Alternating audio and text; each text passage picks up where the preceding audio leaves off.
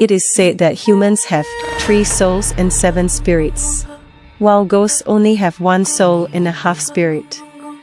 Generally, when people encounter ghosts, as long as they curse them fiercely, the ghosts will be afraid. This incident occurred in Cai Xu County. My cousin runs a small convenience store in the county.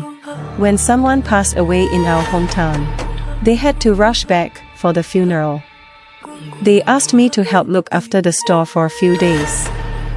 Before leaving, my cousin repeatedly reminded me about the money in the drawer, ordering takeout if hungry, and calling if anything happened.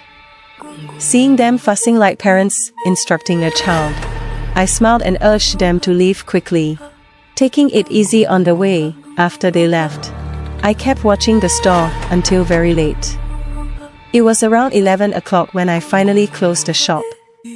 There is a small house behind the supermarket, and since my cousin usually sleeps there after closing late, he can open the store early in the morning. After closing, I went to bed early. However, unexpectedly, a strange incident occurred that night. I don't know how long I had been sleeping when I heard a strange sound, a creaking noise, like the sound of wood rubbing against each other. Initially, I paid no attention to where the sound was coming from, just turned over and tried to continue sleeping in a daze. But the sound continued, not loud, but drilling into my head. It made me restless, and I couldn't fall back asleep. I got up, put on my shoes, and went to the adjacent room to check. I found that the window was open, so I cursed and grumbled while closing the door and windows. It was quite cold at night, and I quickly prepared to return to bed. However, at this moment, I suddenly felt something was wrong. Although I had closed the window, the creaking noise persisted. I hurriedly opened the window and followed the sound. The street outside was empty, not a soul in sight. I was puzzled about where the sound was coming from. Then I noticed the rocking chair under the tree outside the window. It was making a creaking noise, as if it was being blown by the wind. This would be a normal occurrence, but I suddenly realized something was off. There was no wind outside. The leaves on the tree were motionless. Yet, the rocking chair continued to sway back and forth. This scene sent shivers down my spine. Suddenly, the rocking chair's amplitude increased, and for a moment, I thought I saw a figure lying on the chair.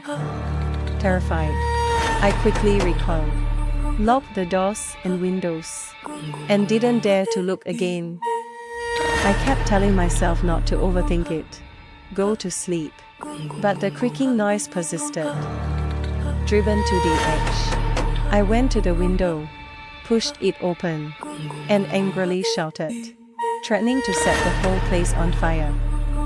Whether it was due to my outburst or not, the rocking chair suddenly shook, and its frequency gradually decreased. In no time, the entire rocking chair came to a complete stop, quieting down. Relieved, I closed the window and was about to go back to bed. In that moment, I vaguely saw a figure sitting on the rocking chair. This sight sent shivers down my spine. The figure was blurry, but it slowly turned towards me. Following that, a vacant, eerie face appeared before me.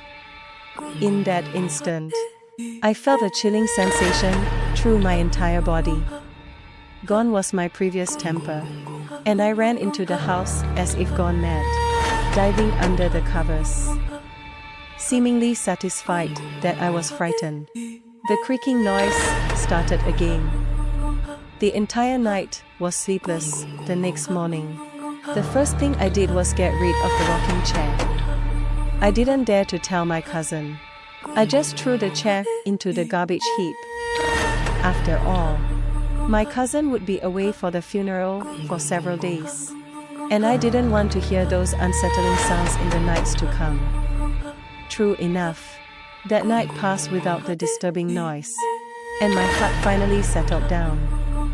Later, my cousin mentioned that he bought the rocking chair from a second-hand market. As for why it behaved so strangely, it remains unknown.